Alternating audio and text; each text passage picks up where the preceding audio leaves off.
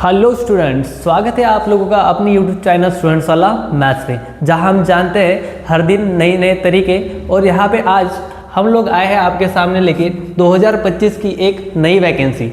2025 में आपको एक सुनहरा मौका आया है जहां आप आरआरबी एनटीपीसी के फॉर्म निकले हैं। आप लोगों को ध्यान देना है और अच्छे से इस रेलवे की तैयारी करनी है। सो देखो, यहाँ पे आपके दो तरीके के फॉर्म है। एक आपका ग्रेजुएट होता है और एक क्या होता है आपका अंडर ग्रेजुएट। ग्रेजुएट का मतलब क्या है, आप लोगों को डिग्री चाहिए कोई भी, वो बीए बीएससी या फिर कोई भी हो सकती है। तो जो ग्रेजुएट लोग हैं, ग्रेजुएट में आप फॉर्म भर सकते हो। यहाँ पे आपकी टोटल वैकेंसी है 5817।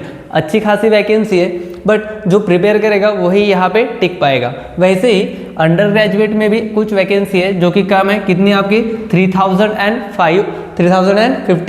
अगर टोटल वैकेंसी की अगर हम बात करें तो टोटल वैकेंसी आपकी है यहाँ पे 8875। सो लगभग वैकेंसी तो अच्छी है, बट पिछले साल के मुकाबले 3000 वैकेंसी कम है। ये जो वैकेंसी है यहाँ पे अगर आपको अपने का सिलेक्शन लेना है तो आपको तैयारी अच्छे से करनी पड़ेगी। यहाँ पे देखिए, जो क्वालिफिकेशन है आपका, एक तो ग्रेजुएट चाहिए या फिर 10+2।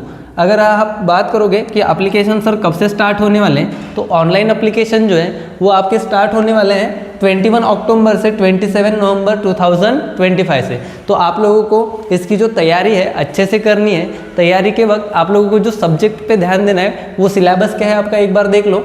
जो आपका एनटीपीसी का पेपर है वो आपका पेपर होता है 2 फेज में, ठीक है। देखो, सबसे पहले आपका क्या होगा यहाँ पे CBT 1।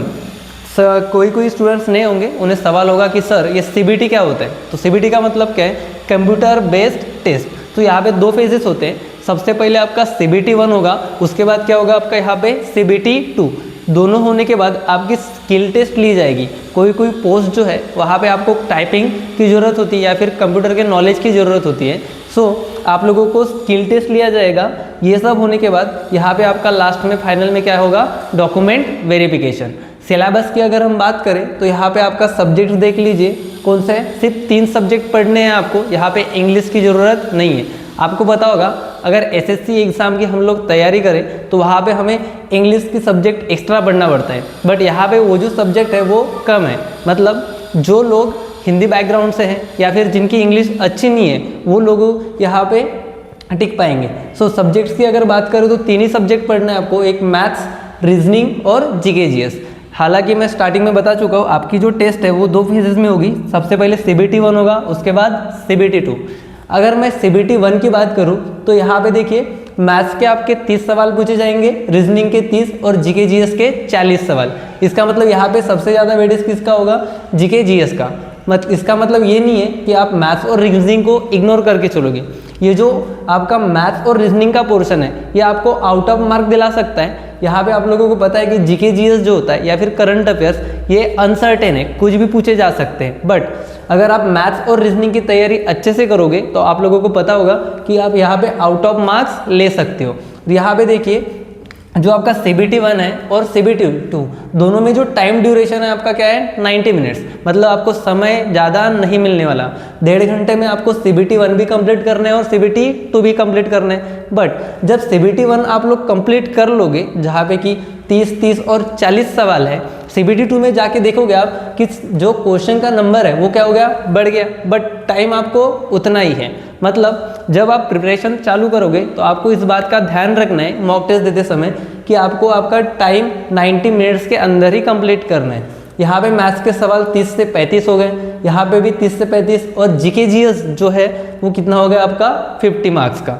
यहाँ पे मोस्ट प्रोबेबली करंट अफेयर्स के आपके 7 से 8 सवाल पूछे जाते हैं, जिस पे आपको ज़्यादा ध्यान देना है। बाकी जितने भी सब्जेक्ट होंगे GK GS पे, उस पर भी ध्यान देना है। सो यहाँ पे देखिए, CBT 1 में टोटल कितना होगा आपका 100 क्वेश्चन, टाइम ड्यूरेशन 90 मिनट्स।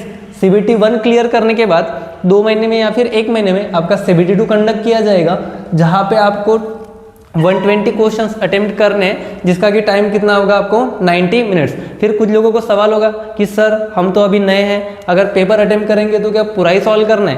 तो आप लोगों को ध्यान देना है कि यहाँ पे निगेटिव मार्किंग भी होती है। मतलब अगर आपका सवाल गलत हो गया तो आपको उसका निगेटिव मार्क मिलेगा। मतलब 1/3 निगेटिव मार्किंग है।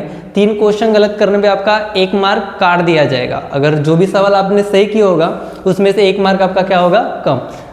जब कभी भी आपको मॉक टेस्ट अटेम्प्ट करना है तो ऐसे ही सवाल अटेम्प्ट करें जिनके सवालों के जवाब आप लोगों को पता हो। तो ये जो इन्फॉर्मेशन थी ये आपके लिए आई होप फ्रूटफुल होगी। ऐसे ही वीडियोस आपको अगर चाहिए, जो भी वैकेंसी नहीं आएंगी उनसे रिलेटेड वीडियोस देखने के लिए आप हमारे यूट्यूब चैनल को फॉलो कर सकते हैं, स्टूडेंट्स वाला मैथ्स।